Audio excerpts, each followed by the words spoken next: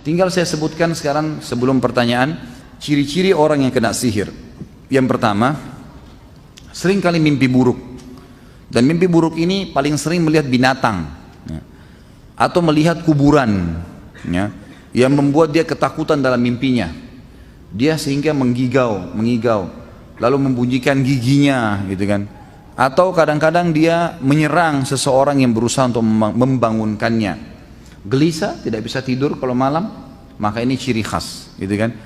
Terutama kalau melihat binatang-binatang yang memang merupakan simbol syaitan, seperti cecak, ya, seperti ular. Ini semua adalah simbol syaitan, anjing, ya. Sebagaimana Nabi SAW menjelaskan masalah itu, ya. Maka keliru pemahaman kita di Indonesia yang mengatakan kalau lihat ular mau menikah, nah, ini harus dilawan, ini dari syaitan, kan itu. Katanya kalau lihat ular mau menikah, gitu kan. Ini tidak benar. Kalau nenek-nenek 90 tahun lihat ular, bagaimana? Ini kadang-kadang ularnya macam-macam. Ada ular yang dilihat hitam, ya. Umumnya itu selalu warna-warna gelap, hitam, berusaha menyerangnya, menakut-nakutinya, melilit tubuhnya. Ini yang pertama, sering mimpi. Kalau mimpi menakutkan begini, berarti dia sedang disihir. Sihir itu berusaha untuk merusak dia, ya, menakut-nakuti dia sehingga dia tidak berprestasi dalam kehidupan. Yang kedua, mimpi juga sama, masih masuk dalam poin pertama mimpi tadi, tapi mimpi yang kedua adalah orang mimpi diikuti dengan hawa nafsu, sering mimpi junub, sering mimpi didatangi oleh laki-laki atau perempuan.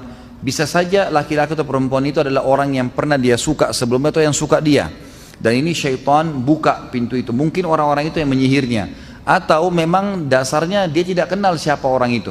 Mungkin dalam bentuk makhluk yang besar atau kelihatannya hitam. Dan ini berarti ada jin yang menyukainya.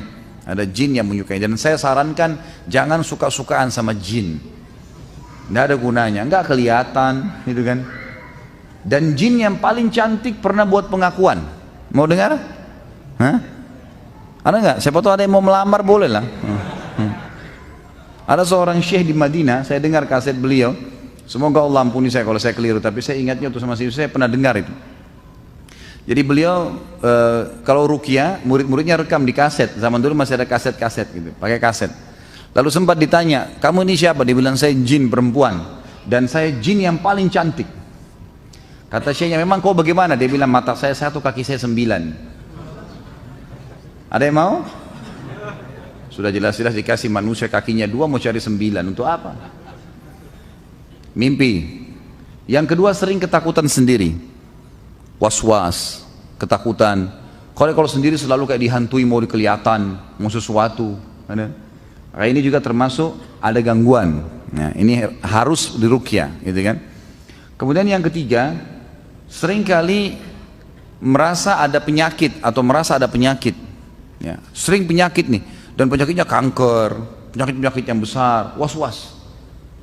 Dan ini saya pernah menemukan ada kasus pasien yang ternyata dia nggak ada kankernya, cuma menurut medis tiba-tiba sudah stadium 4 tanpa sebab, akhirnya operasi, akhirnya kandungannya ditutup, akhirnya begini dan seterusnya.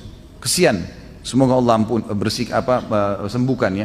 Tapi seperti itulah keadaannya, dan ini sering terjadi. Ini semua dari syaitan, dari sihir, dan harus dilawan, itu bisa dilawan.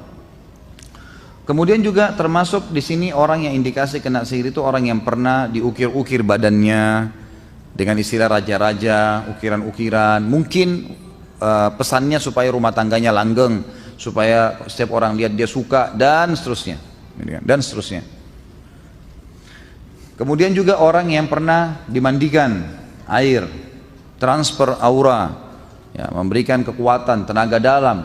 Nah, ini semua adalah senjata-senjata syaitan, berarti ada sihir yang harus dia berobat, tidak bisa tidak, harus berobat. Dia harus, kalau dia mau sembuh, dia harus ruqyah baru dia bisa sembuh, insya Allah. Tentu ruqyah ini harus sabar ya, proses. Ada orang yang sekali sembuh, ada yang 2 kali, Allahu alam, tergantung. Tapi yang jelas orang-orang yang masih belum sembuh, dia harus juga muhasabah dirinya. Mungkin masih ada dosa yang mengganjal, mungkin hatinya masih nggak baik gitu kan, atau mungkin ada sesuatu yang memang dia traumatis dari masa dia kecil. Masa dia kecil, kadang-kadang ada jin keturunan, dan macam-macam lah ya, macam-macam. Jadi yang jelas kalau ada indikasi-indikasi ini secara umum, maka antum semestinya harus berobat insya Allah.